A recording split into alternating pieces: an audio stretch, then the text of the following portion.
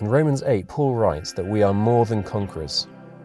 What's important to notice is that that's verse 37, which comes after verse 35, where he asks, "Who shall separate us from the love of God? Shall trouble, hardship, persecution, famine, nakedness, danger, or sword?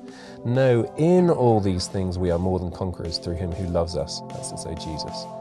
Well, in these short clips, you'll hear of some modern-day heroes of the faith who have been through some horrific experiences, but have held on and are indeed more than conquerors.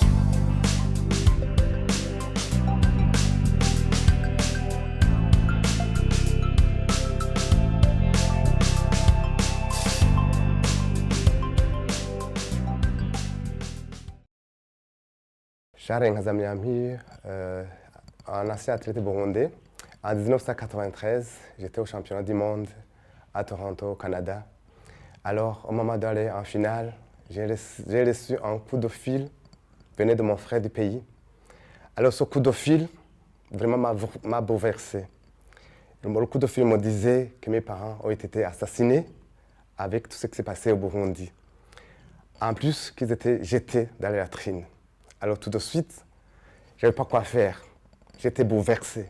Je me disais, qu'est-ce que j'allais faire? Alors je me dis, pourquoi? Pourquoi alors? Pourquoi c'est les parents? Pourquoi mes parents? Que je suis là ici pour représenter la nation. Alors tout cela, vraiment, j'étais bouleversé. Je ne sais pas quoi faire. Alors je me dis, ça ne sert à rien, ce n'est pas la peine de représenter le pays ou que le pays n'a pas protégé ma famille. Alors ça a pris beaucoup. Il y a eu beaucoup de voix qui passaient dans ma tête. Alors je me disais, je cours ou je ne cours pas. Alors je me dis, mais quand même, au-delà de cela, il faut que je montre quand même que le sport peut contribuer pour aller au-delà de tout ce que les personnes peuvent imaginer, peuvent penser. Alors j'ai eu le courage d'aller dans la course.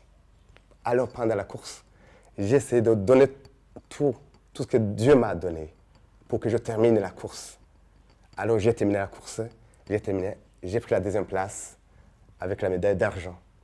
Alors ce qui m'a fait mal en plus, à l'arrivée, il y a beaucoup de journalistes et de médias qui venaient me demander, alors c'est la première fois que Burundi, j'envoie une médaille sur le champ international. Est-ce que la médaille est dédiée aux Hutus Tutsis? Alors, vous vous rendez compte de cette question? Alors je me dis, fous-moi la paix, moi je représente la nation burundaise. Alors, une année plus tard, je suis rentré au pays pour voir tout ce qui s'est passé au Burundi.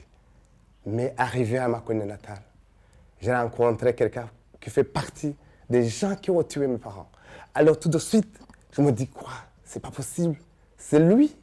C'est les gens qui on a grandi ensemble, on vivait ensemble. Mes parents partageaient tout et se donnaient des vaches. Alors moi, tout de suite, je dis, je fais quoi? Alors quand il courait, bien sûr, je sautais très rapide. J'étais plus rapide que lui. Alors il tombait. Alors moi, j'avais une fusil dans ma main. J'allais le tirer, l'écraser, mais je me suis dit non, ce n'est pas la peine de verser le sang. Parce que je dis, Dieu est là, c'est lui qui va punir. C'est vraiment de punir les gens. Alors tout de suite, je l'ai pardonné. Mais ce n'était pas facile, comprenez-moi. Ce n'était pas facile. Alors après, je me suis dit, tout ce qui s'est passé, je vois, il manquait l'encadrement des jeunes. Alors, je me suis dit, en tant qu'un modèle du pays, que j'étais reconnu en matière de sport, je me suis dit, il faut quand même que j'aille au-delà, de faire quelque chose qui va rassembler les jeunes, qui va essayer que les jeunes se pardonnent, se cohabitent ensemble. Alors je me suis dit, j'ai utilisé mon image, j'ai créé une organisation qui s'appelle Amani Africa Burundi. Maintenant, avec cette organisation, j'essaye de prêcher, de faire le pardon que Dieu m'a donné. C'est Dieu qui m'a créé pour que je passe tous ces événements, pour qu'aujourd'hui, j'arrive à rassembler les jeunes pour les amener à aimer le Jésus-Christ.